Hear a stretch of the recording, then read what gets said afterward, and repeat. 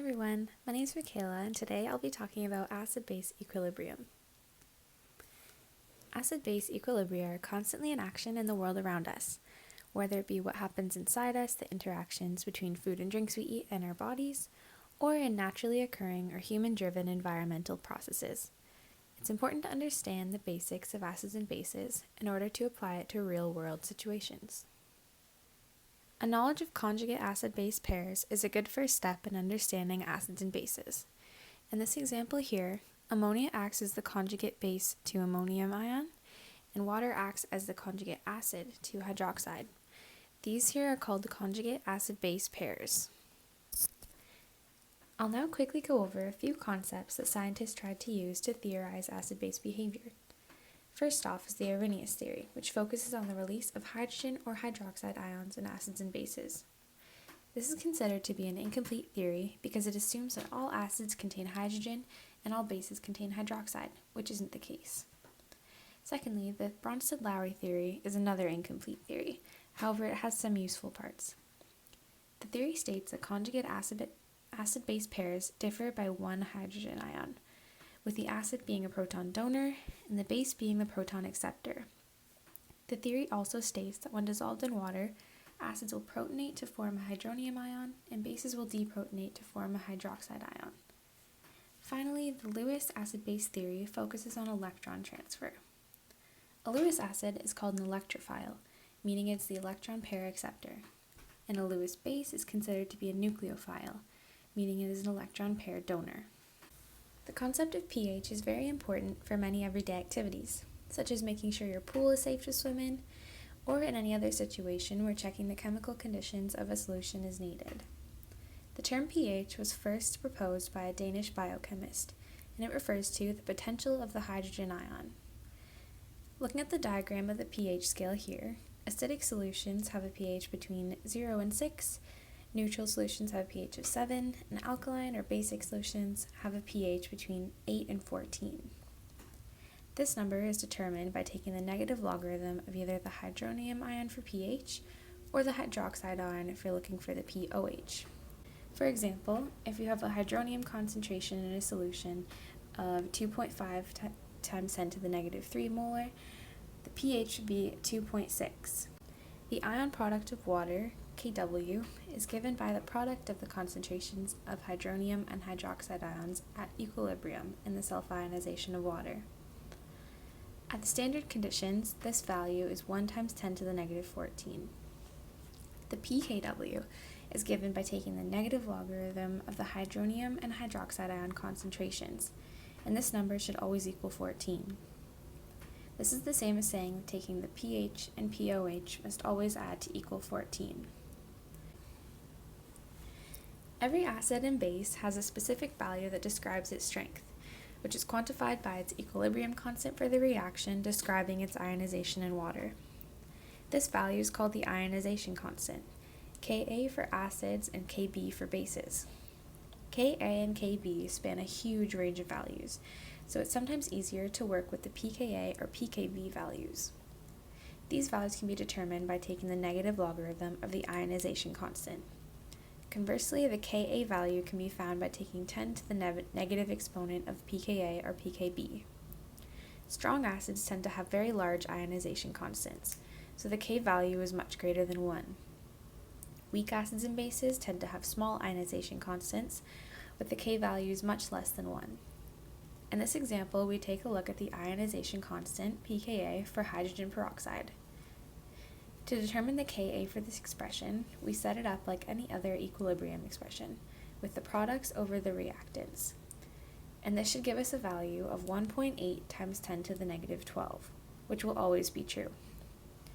Now to find the pKa, we take the negative logarithm of the Ka value to get a value of 11.74. When Ka or pKa values are exploited, the reaction will shift accordingly towards the products or the reactants to maintain equilibrium. This follows Le Chatelier's principle. Indicators are very commonly used in acid-base chemistry to show changes in pH levels. They display different colors in acidic or basic conditions. So the symbolic representation of indicators is given by the equation HIN in water is in equilibrium with H3O plus and ion negative, where HIN is the acid color and IN negative is the base color. When you increase the hydronium ion concentration, it shifts the equilibrium to the left, which increases the proportion of the acid color. Decreasing the hydronium ion concentration shifts the equilibrium to the right, which increases the proportion of the base color. The overall color of the solution is dependent on what proportions of the acid and base are present. This diagram from the textbook depicts many different acid-base indicators and the pH changes they describe. For example, alizarin yellow changes from yellow to violet and pH ranges from 10 to 12. Methyl red here changes from red to yellow and pHs from 4 to 6. So we've gone over everything we theoretically need to know about acids and bases, so now we can move on to doing a practice problem. Part A of this question asks us to determine the concentrations of the hydronium ion and acetate ion in a 0.3 molar solution of acetic acid. So to start off this problem, we write the balanced dissociation equation for acetic acid and water. Next, we set up an ice table with the only initial concentration being 0.3 molar of acetic acid. We can assume that the value of x will be small enough to approximate to 0 in the 0.3 minus x molar, so we end up with a concentration of 0.3 molar of acetic acid and x amount of hydrogen ion and acetate concentration. Next, we set up the Ka expression, which is our products over the reactants. So we've got the concentration of hydronium ion and acetate over the acetic acid concentration, which will give us x squared over 0.3 molar, which is equal to the Ka expression for acetic acid, which is 1.8 times 10 to the negative 5. Solving for the value of x, we get a final concentration of 2.314 times 10 to the negative 3 molar. So the value of the concentration of hydronium ion and acetate ion at equilibrium will be 2.31 times 10 to the negative 3 molar. Now to find the pH of this solution, we take the negative log of that concentration, which will give us a final pH of 2.64. So for part B of the problem, we'll look at how the ionization of acetic acid is affected by the addition of hydrobromic acid. We'll start off this question similar to the previous one. However, this time the initial concentration of acetic acid is 0.3, as well as the H3O plus concentration. So now our values at equilibrium will be 0.3 minus x for acetic acid, x for acetate, and 0.3 plus x for H3O plus. And again, we're approximating these values just to both be 0.3. So the Ka is equal to the concentrations of the products over the reactants, which gives us 0.3 times x over 0.3, and this is equal to the Ka for acetic acid, which is 1.8 times 10 to the negative 5. As you can see, both 0.3's cancel out, so we have x is equal to 1.8 times 10 to the negative 5.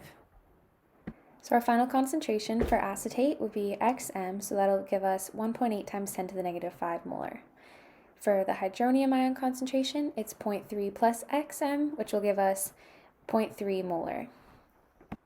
Comparing the acetate ion concentrations from parts A and B, you can see that the concentration gets significantly lower with the addition of HBr, which means it suppresses the ionization of acetic acid. Acid rain is a classic example of acid-base chemistry in nature.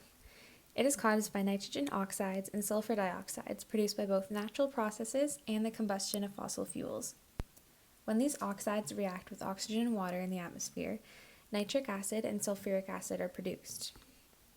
While the effects of acid rain can be concerning, rain should be naturally slightly acidic, produced by the natural reaction of carbon dioxide and water, which eventually produces carbonic acid, giving rain a pH of around 5.6. However, the average acidity of rainwater has increased at a higher than normal rate over the years with the burning of fossil fuels, and now has a pH of around 4 to 4.5, and can get even as low as a pH of 2 in some places. On the screen here you can see some of the chemical reactions involved in the increase of rain acidity. Scientists and researchers have made progress in decreasing the effects that worsen acid rain. Most coal-burning power plants now use scrubbers, which essentially trap sulfur dioxides from being released into the atmosphere. Research has also been done in the desulfurization of fossil fuels, making their combustion cause less of a harmful impact to the environment. Thank you so much for your attention in my presentation. I hope you learned something new about acid-base equilibrium.